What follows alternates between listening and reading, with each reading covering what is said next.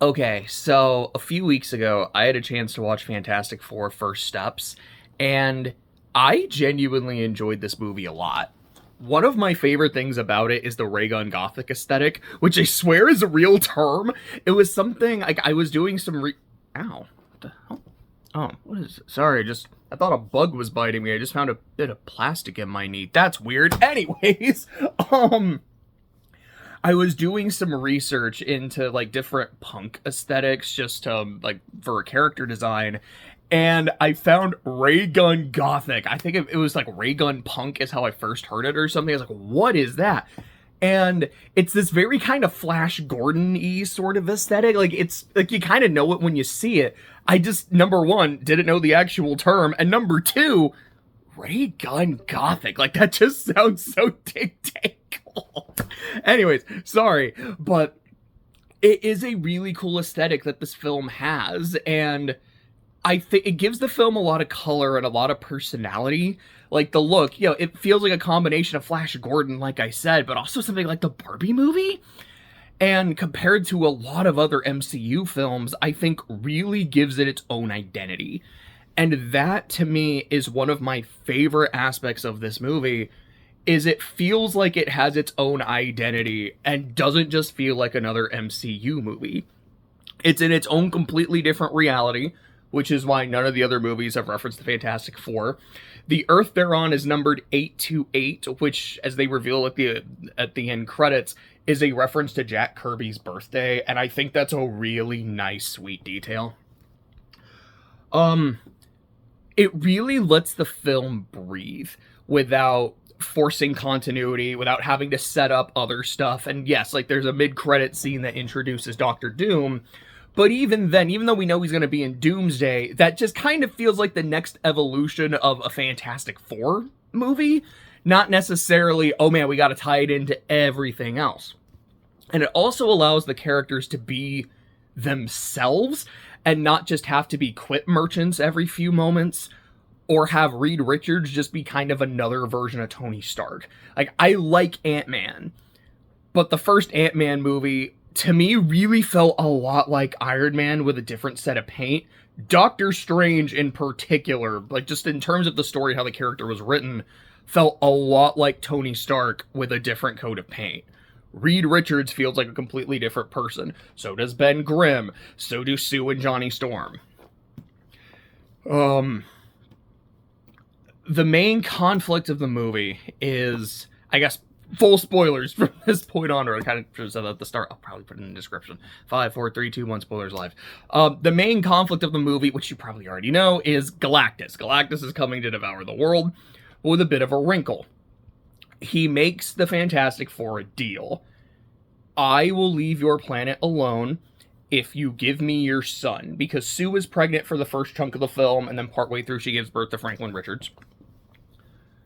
But give me your unborn son, and I will let you go.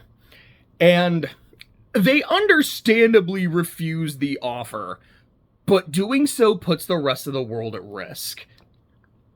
And although the family is doing what they can to develop anti-Galactus strategies, the world is even though they're kind of known as the defenders of the world, almost like the protectors of the world, the sentiment is starting to turn against them for being selfish, for not doing enough to protect the people.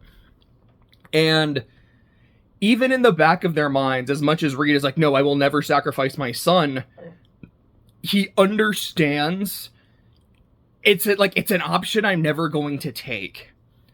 But it's an option that kind of has to be on the table, leading to some friction between him and Sue. And I like that, like, it's discussed, but it's not really delved into. Like, there's no third act breakup between the two of them or anything like that. There's arguments. I don't know if I'd quite go as far as to say fights. It very much feels like, no, both of us agree this is off the table. We can't take this. But I can't help but think of it because I will always think of the worst case scenario and I will always think of how to avoid it. And for me, it kind of takes me back to high school and college and taking philosophy classes. And it's that difference between deontology and utilitarianism. Deontology is there are certain things that are right and wrong, and you can never do a wrong thing even for a right reason, like sacrificing the life of a baby. Then you have utilitarianism, which you might know from Spock. The needs of the many outweigh the needs of the few, which would be, no, if it's to save the entire planet, maybe you should sacrifice the baby. And it's just, you can also think of it as the trolley problem, which of course reminds me of one of the best scenes of The Good Place. I won't go into details, but if you know, you know. Oh gosh, I love that show. But it is something I just find really interesting. And I really enjoyed the Force focus on solving the problem with research and strategy rather than just using their powers to try to overpower Galactus. And yes, they do fight him. And ultimately, Sue does kind of just solo him when she like goes in full mama bear mode. But it's not like, oh man, Sue just killed Galactus. It's they're able to get him in. She's able to push him into a trap. So ultimately, it was the research and the strategies that saved the day. The powers were a means to the end rather than just the end of the strategy. Also, I kind of love how the initial strategy they had was, let's just take the Earth and push it somewhere else. And as it's happening, I'm number one, thinking of SpongeBob, and number two, thinking, so you haven't really taught, like, it sounds like you're just moving the Earth. Like, you're not going to move the moon? How is that going to, like, fuck up the tides and shit? Is there a sun nearby? Like, I don't think you discussed that. Like, how's that gonna work? Like, again, like, you know, comic books and science, you know, blah, blah, blah, but I'm like, I don't know. I get the idea of, let's just move ourselves away from Galactus so it takes him forever to get to us. Sure, theoretically that could work, but did you actually, because I don't think they ever said, we found a spot, not just that's super far, but where we can actually, you know, keep sustaining life as is. It's like, I don't know, you might just be kind of damning yourselves to die another way. But anyways, let's have fun with it. And ultimately, that's not what succeeds. They just end up teleporting Galactus somewhere. Let's take Galactus and push him somewhere else. My favorite sequence of the film is an example of them not using their powers, but using science. Like, using science and their research and their intelligence to be able to get out of a situation. And it's when they're escaping the Silver Surfer and they trap her in the gravity of a collapsing neutron star. Number one, as much as I love just the film's overall ray gun gothic aesthetic, this is probably just the most visually striking thing in the entire film. It looks incredible. And it's one of those, like, I didn't see it in the movie in IMAX, but I'm so glad I got to see it on the big screen just for this bit alone. It's absolutely fantastic looking. No pun intended. But I really like that. It's not just like, oh man, like, you know, how do we overpower her? It's, sorry, I just thought, don't hug me, I'm scared. Let's get creative. And it's just really cool to watch. I think that scene alone was more than worth the price of admission. There's some neat moments in the climax as well. Like I said, Sue going full mama bear and just overpowering Galactus with the force fields, like, was pretty cool, pretty fun to see.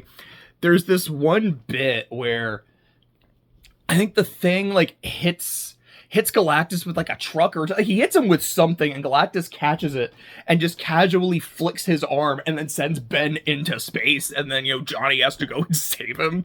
I also just really like a lot of the I love the interactions between the family throughout the film. I love Johnny's interactions with Ben. You know, I remember that, like, what was it, the 04 Fantastic Four, the Chris Evans one, where he's just an asshole to Ben the entire time. And here, where it's like, no, like, they'll rib each other, but they very much feel like these are two best friends. Like, these two are basically brothers. It's great. And then, yeah, just throughout the film, Ben's like, I don't want to say it. It's not my catch. It's clobbering. Like, it's gold. But the just casual flick of the wrist sending him into space. There's this scene when Reed is like, he's using, like, a giant, like, rebar pole and, like, hitting parts of Galactus and almost, like, making him bleed. And then he just grabs Reed, just kind of looks at him. It starts pulling him, and Reed is screaming as he's being stretched far beyond even his means. I'm like, that looks so painful. That's so cool. Also, to my understanding, Galactus wasn't CG. Maybe it is in certain scenes it's not, but I heard he wasn't CG. He was just a dude in a suit, like, walking around a model city. And I, like, literally just watched a Godzilla movie in theaters yesterday. And so, like, this makes me happy. It's like they just, like, did some Godzilla stuff when making Galactus. This is kind of awesome. This is neat. So yeah, overall, like I said, I really enjoyed it, and I would recommend watching it. Personally, I haven't been keeping up with the MCU much since Endgame, aside from a few isolated incidences. Like, I wanted to go see Doctor Strange too, and I didn't really care for it that much. I had to go see No Way Home, and I still think it has its problems, but I kind of don't care because of just how much I enjoyed the movie anyways. But this was a self-contained film, and it's a very fun film. For me, I think it's easily the second best Fantastic Four movie I've ever seen, because, let's be honest, The Incredibles is a Fantastic Four movie. It even has The Underminer, which this movie did too. And it's hard to top at least the first movie. The second one's fine. But genuinely, I liked this movie a lot. I would highly recommend it. If you have seen it, I hope you liked it too.